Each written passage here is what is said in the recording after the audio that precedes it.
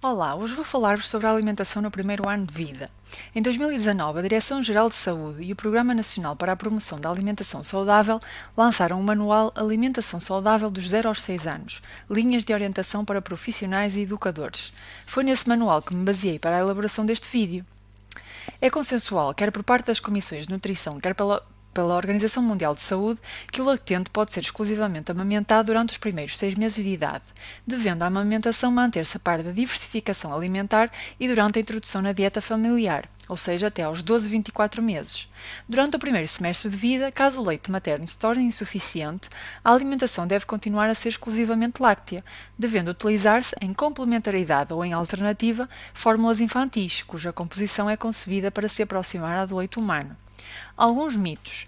Na opinião comum, é frequente haver associações entre a alimentação da lactante e alguns sintomas do recém-nascido. Um deles é a cólica do lactente. No entanto, não há atualmente evidência robusta que comprove que evitar determinados alimentos na dieta materna melhora a cólica do lactente. Outro fator de preocupação da lactante é a possível alteração do paladar do leite dependendo da sua alimentação. Hoje sabe-se que é errado restringir ou evitar a ingestão de alimentos durante a amamentação, nomeadamente por estes poderem modificar ou influir negativamente no sabor do leite. Pretende-se precisamente o contrário, que o lactente vá tomando contacto com o repertório de sabores da sua mãe e da comunidade em que está inserido. Algumas questões importantes relativamente à amamentação. O aleitamento materno, mesmo que parcial ou em período menor que o desejável, mantém um efeito benéfico quando comparado com a alimentação exclusiva com fórmula infantil. Após o nascimento, a capacidade do estômago é reduzida, pelo que o recém-nascido não tem necessidade de mamar tanto quanto irá fazer quando tiver uma semana de idade, já com o dobro da capacidade gástrica. Embora nos primeiros 2 a 3 dias após o parto o colostro, que é o primeiro leite segregado, seja em pouca quantidade e translúcido, uma vez que contém menos gordura, que é o nutriente responsável por conferir o aspecto leitoso, ele é mesmo assim forte e suficiente para o recém-nascido. Na presença de sucção eficaz não interrompida, o recém-nascido precisa de 5 a 8 minutos para mamar cerca de 90% do que precisa nessa mamada. Assim, não há vantagem em prolongar uma sucção vigorosa para além dos 10 a 15 minutos em cada mama. O leite retirado durante o primeiro mês, por não ser um leite maduro, não deve ser armazenado. Depois do primeiro mês, pode ser conservado em frigorífico ou congelador. Para refrigeração e congelação, o leite materno deve ser acondicionado em recipientes de plástico duro ou de vidro. O leite pode manter-se congelado a menos 20 graus até 6 meses, mantendo todas as suas qualidades e propriedades. Não havendo garantia de congelação a essa temperatura, o tempo de conservação não deve exceder 2 a 3 semanas. O processo de descongelação deve ocorrer em frigorífico a uma temperatura igual ou inferior a 4 graus, devendo ser administrado no prazo de 24 horas. Para a descongelação não deve ser utilizado banho-maria nem micro-ondas. Não se deve impor um horário rígido entre refeições, devendo o bebê ser alimentado em regime livre quando tem fome. O peso é um bom indicador de uma adequada oferta alimentar, dado que todo o recém-nascido perde peso nos primeiros dias de vida por eliminação fisiológica de água, enquanto não recupera o peso de nascimento, pode adotar-se a regra de não prolongar mais do que 3 horas o intervalo entre mamadas. Durante a noite pode ser até 4 horas no primeiro mês e aumentar para 6-8 horas a partir do primeiro mês de idade. Na insuficiência ou ausência de leite materno, as fórmulas infantis devem ser utilizadas como complemento ou em sua substituição, pelo menos até ao final do primeiro ano e idealmente até aos 24 ou 36 meses. Um recém-nascido saudável deve ser alimentado, na ausência de leite materno, com uma fórmula infantil standard, dado que todas as outras apresentam maior ou menor manipulação dos seus constituintes, afastando-as do padrão ideal que é o leite materno. A fórmula infantil para lactente ou Fórmula 1 pode ser usada em exclusivo até próximo dos 6 meses de idade, à altura da diversificação alimentar, e mantida até aos 24-36 meses. Caso se opte por uma fórmula infantil de transição, Fórmula 2, a partir do 6º mês, esta deve ser de baixo teor proteico. Dentro das fórmulas especiais, temos as parcialmente hidrolisadas, de soja, anti-refluxo, sem lactose, etc. Devem ser utilizadas de acordo com recomendação médica e suportadas numa clínica robusta. As fórmulas funcionais, que incluem a antiobstipante, a antidiarreia, anticólica, etc., apenas em casos particulares e pelo mínimo de tempo possível. Algumas regras para a utilização de uma fórmula infantil em recém-nascidos de termo com mais de 7 dias de vida. Devem ser oferecidas 6 a 8 refeições por dia, dependendo da idade. O suprimento hídrico, ou seja, o volume diário total, deve ser de 150 ml por quilo ao dia e o volume máximo no biberão de 180 a 210 ml. O intervalo entre as refeições deve ser em média de 3 a 3 horas e meia, idealmente não mais de 4. A água a utilizar para a preparação da fórmula infantil deverá ter pH neutro, entre 6,7 a 7,7, e a temperatura no momento da reconstituição deve ser de cerca de 37 graus Celsius. A reconstituição com água fria impede a adequada diluição dos nutrientes e a temperatura demasiado elevada no momento da preparação do biberão aumenta o risco de desnaturação da proteína, bem como de deterioração das vitaminas lipossolúveis. O leite deve ser preparado para cada mamada. Se for preparado para a totalidade do volume diário, deverá permanecer em frigorífico e, no momento da mamada, aquecido em banho-maria ou em aquecedor próprio para biberões, apenas no volume a oferecer na mamada. Caso haja sobra, esta deve ser desperdiçada. Os biberões devem ser sempre bem lavados com sabão, não com detergente, e escovilhão, e posteriormente esterilizados até aos 4 meses de idade.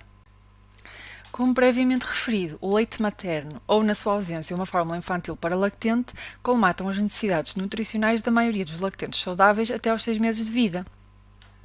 No entanto, depois desta idade, uma alimentação exclusivamente láctea não é suficiente, tornando-se necessária a introdução de outros alimentos.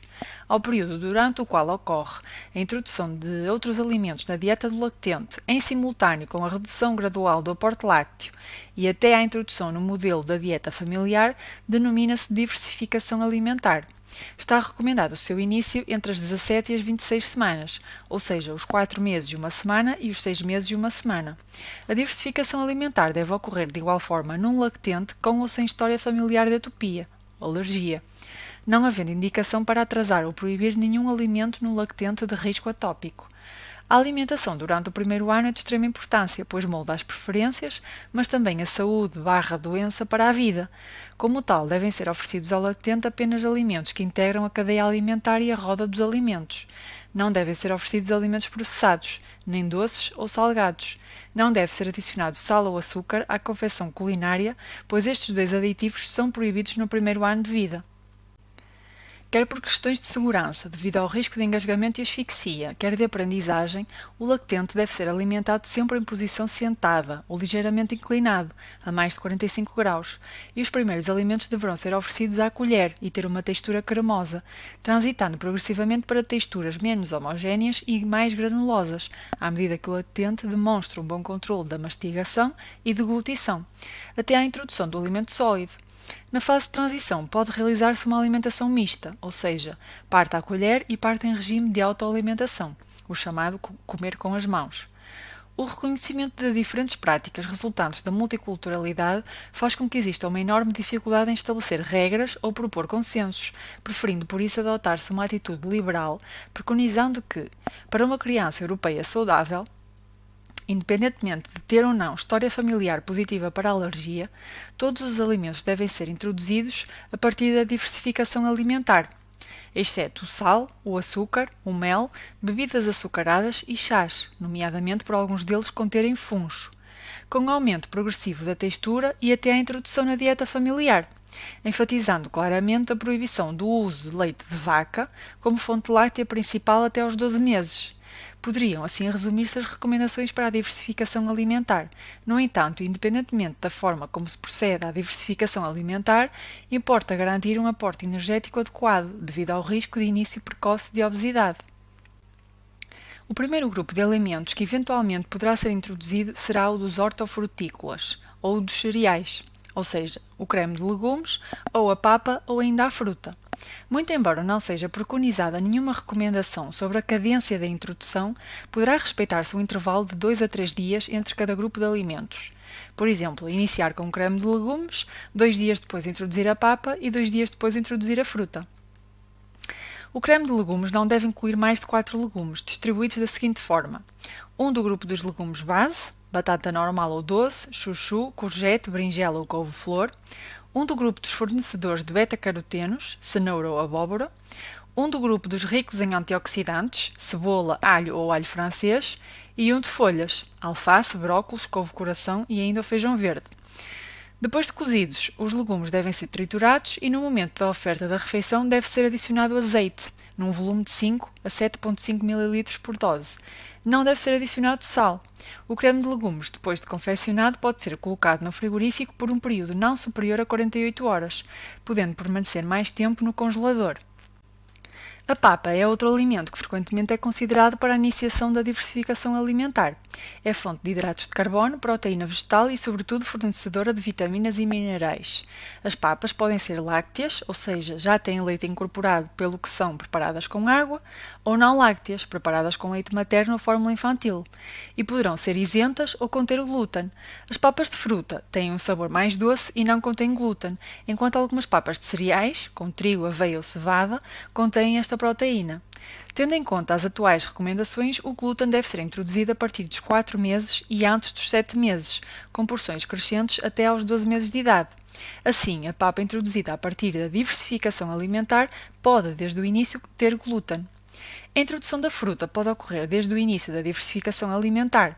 Importa, no entanto, referir que não devem ser excedidas inicialmente uma e, a partir dos 6 meses, 2 peças de fruta por dia, preferencialmente da época e variada. Tendo em conta o seu elevado índice glicémico, ou seja, por ser rica em açúcares, e a sua pobreza nutricional, já que não contém proteínas nem lípidos, a fruta não deve ser usada como uma refeição ou merenda, mas sim como uma sobremesa das refeições principais ou complementando uma merenda. Inicialmente devem ser oferecidas moídas e preferencialmente cruas, podendo a maçã, a pera e a banana ser as primeiras a ser introduzidas. Progressivamente, todas podem ser oferecidas, devendo haver alguma reserva durante o primeiro ano de vida relativamente ao kiwi, ao morango e ao maracujá, por conterem granos libertadores de histamina e poderem mais facilmente estar associados à reação alérgica. A partir dos 7 a 8 meses será importante aumentar a oferta de hortofrutícolas menos moídos, crus ou cozinhados, para estimular o treino das texturas. A proteína animal não láctea deve ser introduzida ao 6º mês, constituindo uma fonte importante de fornecimento de ferro. Assim, a partir do 6º mês devem ser oferecidos ao latente 30 gramas por dia de carne ou de peixe, peso considerado para o alimento cru e limpo de gordura, de forma a oferecer 4 vezes por semana carne e 3 vezes por semana peixe. Tradicionalmente inicia-se a introdução com carnes de aves, frango, peru, avestruz ou de coelho, menos ricas em ferro do que as carnes de bovino, mas também com menor teor de gordura saturada. Relativamente ao peixe, o bacalhau deve ser introduzido mais próximo dos 12 meses, atendendo à textura fibrosa e ao teor em sal. A proteína pode inicialmente ser adicionada ao creme de legumes, à açorda ou à farinha de pau e, posteriormente, a partir dos 7 meses, ao arroz, massa ou sêmola de trigo. Importa desde cedo apresentar emendas coloridas e diversificadas, bem como criar o hábito de os legumes constarem sempre do prato principal. Assim, deve desde sempre ser incluídos 3 a 4 artículos no prato de cores e texturas diferentes, por exemplo, cenoura, brócolos e alho francês. As leguminosas, feijão, grão, lentilhas e ervilhas, poderão ser introduzidos aos 8 a 9 meses, num lactente que diversifica a sua alimentação de acordo com uma dieta omnívora, já que no lactente vegetariano a sua introdução pode ocorrer mais cedo, uma vez que representa uma importante fonte de proteína vegetal. O iogurte poderá ser introduzido a partir dos 8 a 9 meses. Consiste numa alternativa para um lanche e deverá ser natural, sem aromas e sem adição de açúcar. Os frutos gordos, como a noz, a amêndoa, a avelã e as sementes de abóbora, girassol, linhaça e chia, poderão ser introduzidos a todos os lactentes aos 9 meses, independentemente da existência de risco de alergia, ou seja, história familiar positiva para a atopia. Devem ser naturais, sem sal e oferecidos bem triturados, nunca inteiros, pelo risco de engasgamento. O ovo também pode ser iniciado aos 8 a 9 meses. É um alimento nutricionalmente rico, com proteína de alto valor biológico, colesterol e vitaminas.